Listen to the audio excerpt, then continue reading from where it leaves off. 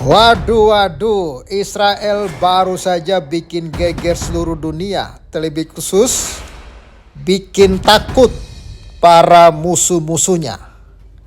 Di mana baru-baru ini Israel menyatakan dengan resmi bahwa sistem pertahanan udara canggih mereka sudah siap digunakan. Apakah itu? Akan kita bahas dalam video kali ini. Namun sebelumnya, jangan lupa untuk di-subscribe dulu channel ini. Dan lagi-lagi Pavel ucapkan terima kasih untuk kawan-kawan yang sudah support pelayanan Pavel di pedesaan. Puji Tuhan, kemarin kita sudah melaksanakan ibadah sekolah minggu.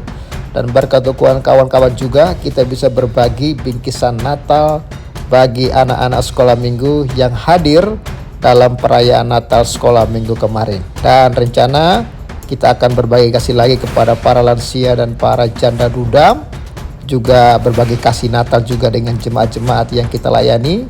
Jadi bagi kawan-kawan yang rindu untuk menabur, mendukung pelayanan Pavel, Anda bisa menabur melalui nomor rekening yang ada di layar kaca.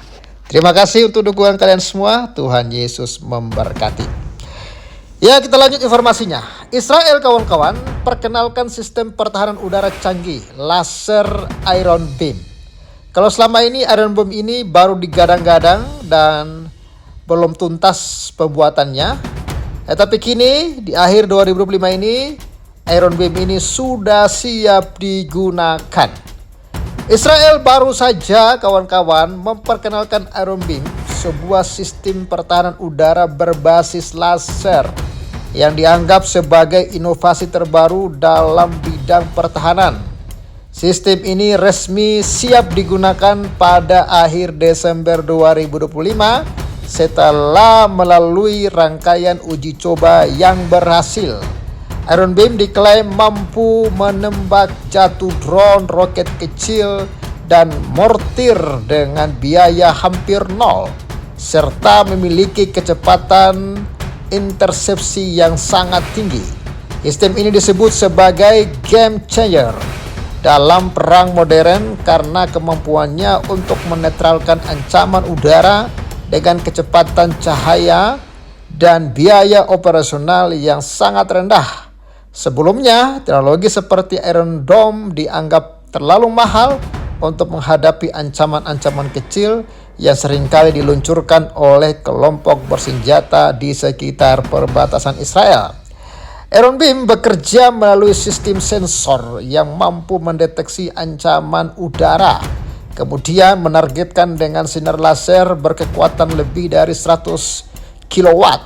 Setelah terkunci pada target, laser akan memanaskan titik tertentu hingga struktur proyektil melemah dan hancur di udara. Proses ini terjadi dengan kecepatan cahaya, sehingga sistem ini dapat merespon ancaman yang bergerak cepat atau berukuran kecil yang sulit ditangkap oleh sistem rudal konvensional. Selama sumber listrik tersedia, laser dapat digunakan terus-menerus tanpa risiko kehabisan amunisi. Keunggulan utama Iron Beam terletak pada kecepatannya, efektivitas energi, dan biaya operasional yang hampir nol. Satu tembakan laser dapat menetralkan ancaman tanpa mengeluarkan biaya mahal seperti peluncuran rudal intersepsi.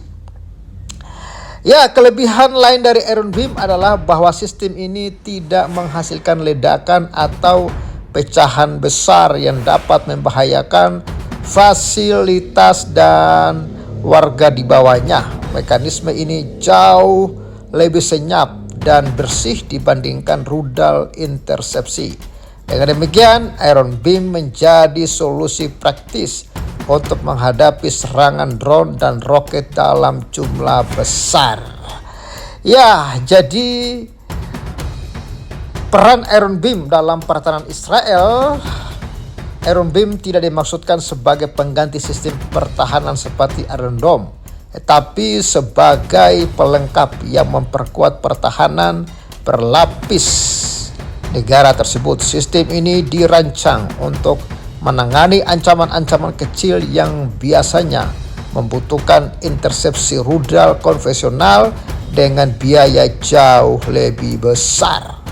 Iron Beam lahir dari kebutuhan Israel untuk menghadapi ancaman udara berbiaya rendah namun intens, seperti drone, roket kecil, mortir, dan proyektil jarak pendek lainnya. Teknologi ini dikembangkan oleh perusahaan pertahanan milik negara Israel, Rafael Advanced Defense System, bekerja sama dengan perusahaan swasta Elbir System, serta tim peneliti dari Direktorat Riset dan Pengembangan Pertahanan, Kementerian Pertahanan Israel. Jadi kawan-kawan, dengan target operasional akhir 2025, Israel bersiap memasuki era baru pertahanan berbasis energi terarah yang lebih cepat, lebih murah, dan lebih presisi. Iron Beam diharapkan menjadi bagian penting dari strategi pertahanan negara tersebut dalam menghadapi ancaman-ancaman modern. Wah, gimana coba? Musuh-musuh Israel pada nggak ketar-ketir ini. Ya itulah kawan-kawan. Anda akui dengan tidak akui, memang Israel ya sangat-sangat spesial. Mereka memiliki kecerdasan, keunggulan yang jauh melebihi negara-negara atau orang-orang manapun. Itu kita harus akui. Dan memang saya terlalu percaya bahwa rencana Tuhan bagi Israel masih terus digenapi. Walaupun Israel janji Allah untuk menyelamatkan umat manusia sudah digenapi lewat Israel, tetapi janji Allah bagi Israel secara khusus masih terus dikerjakan. Dan sampai pada akhirnya Israel akan bertekuk lutut dan mengaku Yesus Kristus dialah Tuhan dan Juru Selamat. Kita doakan semoga Israel bisa membawa damai bagi dunia. Sesungguhnya Israel berusaha untuk berdamai dengan negara-negara yang ada di Timur Tengah. Tapi sayang seribu sayang, negara-negara di Timur Tengah tidak mau berdamai dengan Israel.